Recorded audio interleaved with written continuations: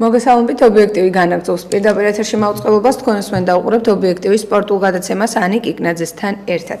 დღეს ჩვენ ვისაუბრებთ ჭადრაკის შესახებ, პირველი ქართველი მოჭადრაკის ანდრია დადიანის შესახებ, რომელზეც ცნობებით ერთ-ერთმა პირველმა ანდრია სახურიამ მოაგროვა და გააცნო საზოგადოებას თავის დროს და ჩვენ დღეს გადავწყვიტეთ რომ სწორედ ანდრია მოგვიწვია სტუდიაში და მასთან ერთად გვესაუბრა იმ მნიშვნელოვან დეტალებზე, რომელიც ჭადრაკის გულშემატკივართა უმეტესობამ შეიძლება არც კი იცის, ან იცის ბუნდოვნად ან აქვს ცოტა ინფორმაცია ამის შესახებ. ჩვენ თვლით ადრეს გქონდა გადაცემა ანდრიასთან ერთად, როგორც ჩანს დაინტერესებულია რომ ის სპორტსმენები, რომლებიც იწყებდნენ სხვადასხვა სპორტის სახეობაში ისტორიის შექმნას, გააცნოს საზოგადოებას და სწორედ ამ მიზანს ისახავს ჩვენი დღევანდელი გადაცემაც. დიდი მადლობა რომ მოხვედით ჩვენს გადაცემაში და ძალიან საინტერესო თემაზე მოგვიწევს გადაცემის განმავლობაში საუბარი. მაყურებელს და მსმენელს კი შევახსენებ ჩვენი პირდაპირ ეთერის ნომერს 23885. შეგიძლიათ დარეკოთ, გამოხატეთ თქვენი პოზიცია ჩვენი საუბრის თემასთან დაკავშირებით. ეს არ არის ცხელი სპორტული ამბავი, მაგრამ არის ძალიან საინტერესო ისტორია, რომელიც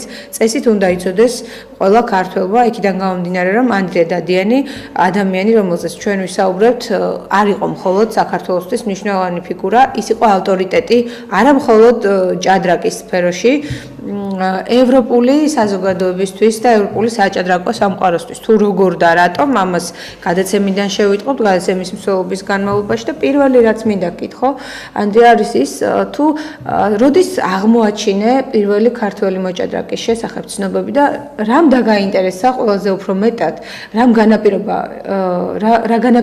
რამ განაპირობა ის, რომ შენ მოძებნე უფრო მეტი ინფორმაცია ანდრია დადიანის შესახებ, ვიდრე შეიძლება ერთი შეხედვით აღმოაჩინა. რატომ წახვედი სიღრმეებში, ასე რომ ვკითხო? მივესალმები მაყურებელს, მადლობა მინდა გადაგიხადო გადაცემისთვის და ძალიან კარგ საქმეს აკეთებს ეს გადაცემა ქართული სპორტისთვის, მინდა ვთქვა. რაც შეეხება ანდრია დადიანს, მე დავიბადე ზუგდიდში და ხვდა ბედნიერება წილად რომ ხმა ბავშვობიდანვე დამეთვალიერებინა ზუგდიდის დადიანების მუზეუმი, სადაც არაერთი ექსპონატი არის დაცული ანდრია დადიანის შესახებ და როდესაც პირველად დავათვალიერე მახსოვს გიდის სიტყვები, როცა ის მიხსნიდა ანდრია დადიანის დაფასთან მის საჭადრაკო წარმატებას და სწორედ დავინტერესდი ამ თემაზე. შემდეგში შევაგროვე სხვადასხვა ცნობები ანდრია დადიანზე, მის შესახებ ბევრი ცნობები არსებობს და ამაზე უკვე მოგვიანებით ვისაუბრებთ გადაცემის განმავლობაში.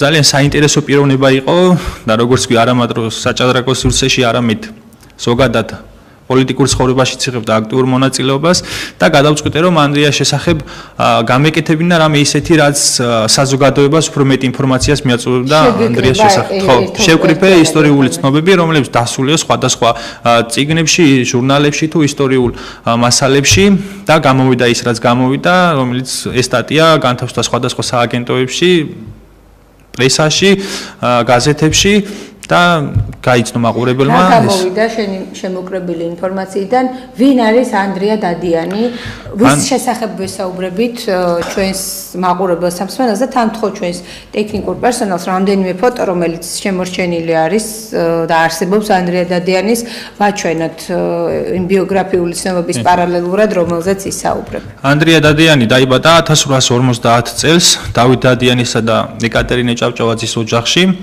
ანდრია იყო გამორჩეული მოყვარული ჭადრაკის ბავშვობიდანვე, როგორც ამბობენ მას ჭადრაკის თამაში ასწავლა დედამ ეკატერინე ჭავჭავაძემ, თუმცა როგორც ირკვევა ისტორიული წყაროებიდან დადიანების ელიტარული სპორტის სახეობა იყო. დადიანების კარზე მიღებული პრაქტიკა იყო, რომ ჭადრაკი იყო ერთ-ერთი საყვარელი გასართობი სპორტი დადიანების, თუმცა ეკატერინეს ცლად შემოსვლამ დადიანების გვარში გამოიწვია ახალი ენერგიით, ახალი სიახლეებით საჭადრაკო, ასე ვთქვათ, ხელოვნებაში და ხელოვნების პროცესი და ანდრია დადიანი აღმოჩნდა ის დადიანებიდან, ვინც შექმნა ისტორია ქართული ჭადრაკის და ისტორიკოსები, როგორც უწოდებენ მას, კი, ნამდვილად კარგად დაუღო და მის აი ამ პროფესიონალ მოჭადრაკეთ ჩამოყალიბებაში დიდი წვლილი შეიტანა მღვდელმა თევდორე ხოშტარიამ, რომელიც იყო ერთ-ერთი აღმზრდელი მისი როგორც სასულიერო ცხოვრებაში, ისე საერო ცხოვრებაში და როგორც მოგვიანებით აღმოჩნდა ანდრიას ცხოვრება, მან შექმნა ძალიან დიდი საჭადრაკო ისტორია და ძალიან ბედნიერი უნდა ვიყოთ ქართველები, რომ ყავდა ასეთი მოჭადრაკე და პირველი ქართველი პროფესიონალი მოჭადრაკე, რომელმაც შექმნა ქართული ჭადრაკის ისტორია, სწორედ ანდრია დადიანი იყო და მისგან მოდის ის დიდი ტრადიციები, რაც უკვე შემდეგში განავითარეს ჩვენმა მოჭადრაკეებმა.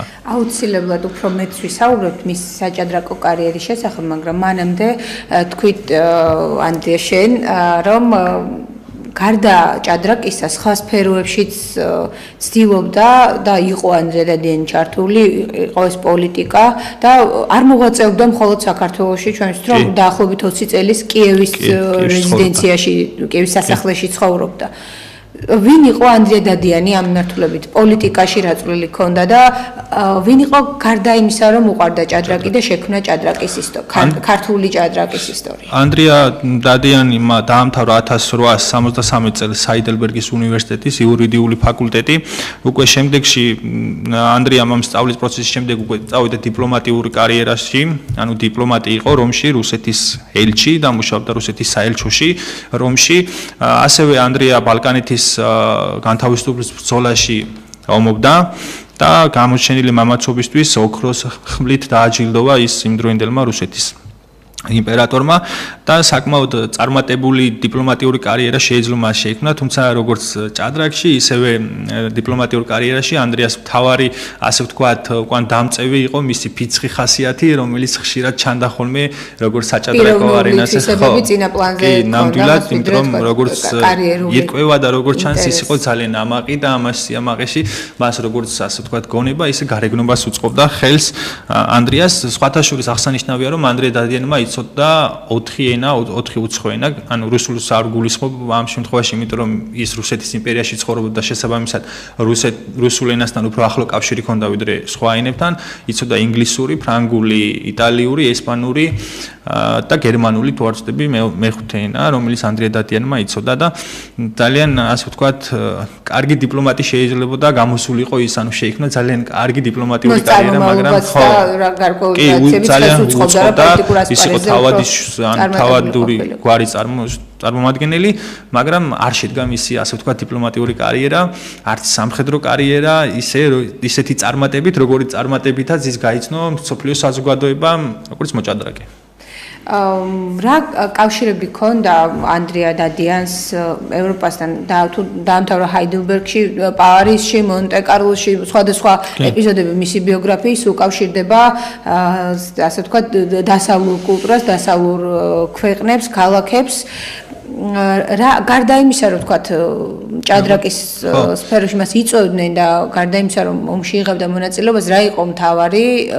როგორც ჩანს, ანდრიას მთავარი ღირსება იყო მისი პიროვნული თვისებები და განათლება. იმიტომ რომ როდესაც ანდრია საფრანგეთში ჩადიოდა პარიზში, კაფე რეჟანსში იკრიბებოდნენ ხოლმე იმდროინდელი ფრანგული საზოგადოების ცნობილი წარმომადგენლები. იქ ამ კაფეში დადიოდნენ ხშირად ფრანგი განმანათლებელი, დიდრო რუსო, რობსპიერი, ასევე ნაპოლეონიც, როგორც ისტორიული ცნობებიდან ჩანს, ხშირად სტუმრობდა ხოლმე ამ კაფეს და როგორც ჩანს, აქ იყო შეკრება იმ ინტელექტუალური ელიტის, რომელიც იმხანად მოღვაწეობდა საფრანგეთში და როგორც ირკვევა წყაროებიდან, ანდრია ერთ-ერთი გამორჩეული მათგანი იყო იქ, ხშირად ატარებდა ანდრია სხვადასხვა საჭადრაკო თამაშზე, ანუ ლექციებს, რო ვთქვათ, ანუ ლექცია შეიძლება არა, მაგრამ ამ კომენტარის სახით განმარტავდა ყველა დეტალს და აკეთებდა თავის შეფასებებს სხვადასხვა მოჭადრაკეების მიერ გაკეთებულ სრუტთან დაკავშირებით. მისი საჭადრაკო კარიერა როგორ წარიმართა ანდრია, ეს არის ძალიან საინტერესო, იმიტომ რომ იღებდა თუ არა მონაწილეობას ოფიციალურ ტურნირებში თავად, თუ იყო მხოლოდ ორგანიზატორი, იყო საპატიო სტუმარი და როგორ იყო მისი ანუ ასე ვთქვათ, მისი ჭადრაკის არეალი, სად იცნობდნენ, როგორ იცნობდნენ მას, როგორი ავტორიტეტი ჰქონდა ანდრია დადიანი? საქართველოში თუ კი ანდრია დადიანი იყო პირველი მოჭადრაკე, რომელმაც დაიწყო ჭადრაკის ისტორია, პირველი ფურცელი თუ კი არის ანდრია დადიანი, ევროპაში ჭადრაკის ტურნირები იმართებოდა მანამდე და საკმაოდ ისე ვთქვათ ძირძველი ტრადიციები აქვს, უფრო მეტად ყოველ შემთხვევაში ისტორიული წყაროები, მხოლოდ ანდრია დადიანთან დაკავშირებით რომ წავიკითხოთ ჭადრაკის მართლობით, ამას გვაუწყებენ. ანდრია დადიანი გამორჩეული მოჭადრაკე რო იყო, ამას ათასტურებს ის ცნობები, რაც მის დროინდელ პრესაში ინახება. ინგლისური საჭადრაკო ჟურნალი Chess Monthly წერდა, რომ ანდრია დადიანი არის ერთ-ერთი გამორჩეული მოჭადრაკე მათ შორის, ვინცაც კი ოდესმე უთამაშია ევროპაში. ანდრია დადიანს დამარცხებული ყავს ისეთი დიდი მოჭადრაკეები, როგორც იყო სმიტენი და როგორც წყაროებიდან ირკვევა, ისინი 7-ჯერ შეხვდნენ ერთმანეთს და 7-დან 6 შეხვედრა მოუგო ანდრია დადიანმა. სხვათა შორის ანდრია დადიანი საქართველოშიც აქტიურად იღებდა მონაწილეობას ასეთ შეკრებებში და მაგალითად მამია გურულთან აქ ნათამაშები მიუხედავად იმისა, რომ მამია გურული საკმაოდ თურმე ჭკვიანური ხერხით ეთამაშებოდა, ძალიან გაუჭირდა ანდრია დადიანთან და საბოლოო ჯამში დაამარცხა იმ ანდრია დადიანმა. ასე ის სხვა ასე ვთქვათ ცნობილ ადამიანებთან აქ მას ნათამაშები საქართველოში, თუმცა როგორც ჩანს ანდრიას ხელს უშლიდა ეს სამხედრო კარიერა ამ პროფესიონალური ჭადრაკის თამაში, რადგან როგორც ირკვევა ანდრია დადიანი მიწვეული იყო სხვადასხვა ტურნირზე როგორც პროფესიონალი მოჭადრაკე, მაგრამ მას არ აძლევდა უფლება თავისი სამხედრო ჩინი, რომ მას მიიღო მონაწილეობა აი ამ საჭადრაკო ტურნირში. ამიტომ ის არ იღებდა აი ამ ტურნირებში მონაწილეობას, მაგრამ ყველა წამყვანი მოთამაშე, რომელიც კი იმ ხანად მოღვაწეობდა საფრანგეთში, რუსეთში, ევროპის სხვადასხვა ქვეყნებში, ანდრიას თითქმის ყველასთან აქ ნათამაშებით და საკმაოდ წარმატებით. და ამას ადასტურებს ის, რომ ანდრიას შესახებ საუბრობდა ფრანგული, ბრიტანული, რუსული პრესა, რომელიც ციტატებით და ამონარიდებით ჩვენთან არის და რომელიც ცოტა მოგვიანებით ჩვენ დღეს გვიყვირს თუ კი რომელიმე ქართველ სპორტსმენს და არა მხოლოდ სპორტსმენს, სხვა სფეროს წარმომადგენლის შესახებ დაბეჭდავენ ცნობილი გამოცემები და წარმომიდგენია რას ნიშნავს ეს იმ ეპოქაში, სადაც ზოგადად მედია ახალი ფეხადგმულია, არ არსებობს ასეთი კომუნიკაციის საშუალებები, როგორც დღეს და რთულია დაწერო უცხოელზე სამეგრელოდან ჩამოსულ პრინცს, როგორც მოიხსენიებდნენ მას უცხოურ პრესაში, რამხელა დამსახურება ეს და რას ნიშნავს? ეს ნიშნავს იმას, რომ ანდრია დადიანი იყო ხო ძალიან გამორჩეული მოჭადრაკე. სხვა შემთხვევაში მისით არ დაინტერესდებოდა ევროპელი. ის იყო, ასე ვთქვათ, ევროპასა და რუსეთს შორის მაშინ იყო როგორც პოლიტიკური, იდეოლოგიური, ასევე მსოფლმხედველობითი სხვაობა. შესაბამისად, რუსეთის, ხო, როგორც ყოველთვის, რუსეთის იმპერიიდან გამოსული ადამიანი, მიუხედავად მისი თავადური წარმოშობისა, ვერ იქნებოდა კონკურენტი ევროპაში დაბადებული მოჭადრაკისთვის, რადგან ევროპელი ყოველთვის მიანიჭებდა უპირატესობას თავისი საერთო ღირებულებების მქონე ადამიანს. მაგრამ როგორც ჩანს, ანდრია დადიანი იყო საკმაოდ ძლიერი და ამას ადასტურებს მისი თამაშის სტილი, რომელიც გამოკლეულია, რომელზეც 1000 განმარტება არის გაკეთებული, რომ იყო ერთ-ერთი საუკეთესო და ბრიტანული გაზეთი წერს, რომ ეს სახელმძღვანელოში უნდა იქნა შეტანილი, რადგან ეს არის საოცრება, რასაც ანდრია დადიანი აკეთებს საჭადრაკო დაფასთან. და ამიტომ ანდრია დადიანზე იყო დიდი, ასე ვთქვათ, რას აკეთებდა ანდრია დადიანი საჭადრაკო დაფასთან? რას ინახავენ ისტორიული წყაროები? მე მახსენდება ერთი შეხვედრა, რომელიც დღესაც კი უკვე, როდესაც ბევრი სახელმძღვანელო არსებობს ჭადრაკის შესახებ, ბევრი გამოსილი სპორტსმენია გაუჭირდება ასე მოიგოს შეხვედრა, როგორც ანდრია დადიანმა. ანდრია დადიანის საჭადრაკო სულებზე გამოსული არის წიგნი, ანუ გამოვიდა ეს წიგნი უკრაინაში, ანუ ანდრია დადიანის 100 საუკეთესო ფრანგულენაზე. ხო, კი, ფრანგულენაზე გამოვიდა. ეს ითარგმნა უკვე მოგვიანებით და ამ წიგნის ნახვა ჩვენ შეგვიძლია საჯარო ბიბლიოთეკაში და არის ეს წიგნი, ზუგდიდის მუზეუმშიც დაცული არის სხვადასხვა, ასე ვთქვათ, საჭადრაკო სულები, ანდრია დადიანის და მისი საჭადრაკო დაფაც ინახება ზუგდიდის მუზეუმში. იყო გამორჩეული, წარმოიდგინე, იმხელა ავტორიტეტი ჰქონდა ადამიანს, რომ შეეძლო ნებისმიერი, მიუხედავად იმისა, ის მოჭადრაკე იყო თუ არა ცნობილი. ანდრია იყო მონტე-კარლოს ტურნირის პრეზიდენტი, ვიცე-პრეზიდენტი და ანდრია დადიანმა მოხსნა იქიდან ერთ-ერთი ცნობილი მოჭადრაკე. წარმოიდგინე, იმიტომ რომ მასთან ჰქონდა რაღაც პირადი დაპირისპირება. იმხელა ავტორიტეტი ჰქონდა ანდრიას. რუსი ჩიგორინი თუ სწორად მახსოვს. კი, ჩიგორინი, რომელთანაც ჰქონდა ანდრიას დაპირისპირება და ამ ჩიგორინზე იმიტომ იყო გაბრაზებული, რომ ჩიგორინმა არაადეკვატურად და ასე ვთქვათ, არაობიექტურად შეაფასა ანდრია დადიანის საჭადრაკო სულები. აქაც პირადი დამოკიდებულება წარმოვიდა წინ. და აქაც ვერ გადააბიჭა ხო, ზუსტად რაზეც საუბრობდი, რომ ამდენ დადიანმა ვერ აიტანა ის, რომ მასზე შენიშვნა და ასე ვთქვათ, არაობიექტური შეფასება. ხო, შეიძლება მას ამაზე საერთოდ რეაქცია არ ქონოდა, მაგრამ ის იყო თავადი, მას ხელს უწყობდა ეს ბავშვობიდან ალბათ ის აღნიშნეს. ჩიგორინმა არასათანადოდ შეაფასა ანდრია დადიანის არა მხოლოდ საჭადრაკო საერთოდ ზოგადად მოღვაწეობა. როგორც პიროვნებას სტუმრობასთან დაკავშირებული ინციდენტი. კი, და ანდრია დადიანის პიროვნების შესახებ საინტერესო ცნობები ასევე რომ მას გარეგნობით იყო, ანუ ძალიან ლამაზი როგორც აღწერენ და როგორც ფოტოში ჩანს. გარეგნობას და სხვა დეტალებზე გადავდოდეთ რა რაუდენ უცნაურიც არ უნდა იყოს, ჩიგორინი მაშინ მოხსნეს ტურნირში და სწორედ ანდრია დადიანის ინიციატივით და პრინციპიდან გამომდინარე და ცნობილი სპორტსმენი, ერთ-ერთი ფავორიტი მოხსნეს და ამჯობინეს ანდრია დადიანი ყოფილიყო ტურნირზე არა მოთამაშე, არამედ სტუმარი. რამხელა ავტორიტეტი ჰქონდა ქართველ მოჭადრაკეს, რომელიც პროფესიონალურ ტურნირებში არც კი იღებდა მონაწილეობას. ძალიან ფენომენალია. აი, ეს იყო გაბრაზებული, ის ჩიგორიმო ჩაატარა ერთ-ერთი ტურნირი, სადაც არ მიიწვია ანდრია დადიანი. და ამ არ მიწვევის მიზეზი იყო ის, რომ ანდრია იყო სამხედრო მოსამსახურე და შესაბამისად იმ პერიოდში გამორიცხული იყო მისი იქ მისვლა და ფიზიკურად მონაწილეობა ამ ტურნირში, მაგრამ მიუხედავად ამისა იცოდა მან ეს, მაგრამ მაინც გაბრაზდა ჩიგორინსი და კონფლიქტის ერთი დეტალი მახსოვს კიდევ რომ გააკრიტიკა ჩიგორინმა ანდრია დადიანის სულები და რაღაც ესე აბუჩად მოიხსენია და აგებულად. და ეს არაპატია ზუსტადაც ანდრია დადიანმა, ის რომ ჩიგორინმა ირონიული დამოკიდებულება გამოიჩინა ანდრია დადიანის მიმართ. და ის რომ ანდრია დადიანს უფრო მეტი ავტორიტეტი აღმოაჩნდა ჩიგორინთან შედარებით, ეს გამოჩნდა უკვე შემდეგ, როცა ჩიგორინი მოხსნა მთლიანად ტურნირიდან და თვითონ ამ ტურნირის როგორც ვიცე-პრეზიდენტი, დამკვირვებელი, ზედამხედველი იღებდა მონაწილეობას და სხვათა შორის მონტე-კარლოს ტურნირში იყო ასეთი პრიზი საუკეთესო სულისთვის, ანუ საუკეთესო სულებისთვის ანდრია დადიანის სახელობის პრიზს გადაცემდნენ ხოლმე მოჭადრაკეებს. და ეს ნიშნავდა იმას, რომ ანდრია დადიანი ძალიან დიდი ავტორიტეტით სარგებლობდა საჭადრაკო სივრცეში. და საუბრობდი შეგაწყვეტინე მე საუბარი მის ფიზიკურ მონაცემებზე.